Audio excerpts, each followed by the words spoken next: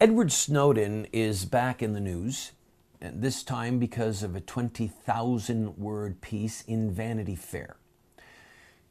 Edward Snowden said this in the article, and I quote, "Every person remembers some moment in their life where they witnessed some injustice, big or small, and looked away, because the consequences of intervening seemed too intimidating. But there's a limit to the amount of incivility and inequality and inhumanity that each individual can tolerate. I crossed that line." He said that the cost of acting seems too intimidating. In other words, intimidation is another word for fear.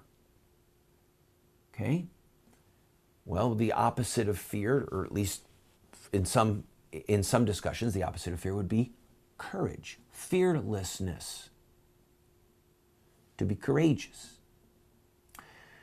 And I submit to you that the preservation of justice and the proper honor of truth depend upon the courage of their guardians. We, as God's children, are charged with apologetics, which means the defense of the truth. We are charged to be our brother's keeper, which involves the defense of innocent human life. We are called upon to resist evil, right? Those who forsake the law praise the wicked. Those who uphold the law resist them. We are called upon to resist evil, which means we are protecting life and liberty, protecting people against the evils of theft, etc. But all of these good deeds that we could do require courage as the propulsion to move them into action. In some ways, and this might not be completely theologically sound, but in some ways, courage is the chief virtue, because courage propels the other virtues into action when and where they're needed. Now, wicked people can have courage. Evil people can have courage. One of the things that certain biographers marveled about with folks like Adolf Hitler or even Stalin, but especially Hitler, was his courage. Albert Speer, who was one of the members of the upper echelon of the Third Reich, said that one of the reasons he converted to Hitler's cause was because of Hitler's courage. So somebody can have courage and be a very wicked man or woman. That's why courage has to be used as the propulsion for that which is good, not that which is evil. But it is at once alarming to me and disheartening to me to see the level of courage that is displayed by the proponents of evil.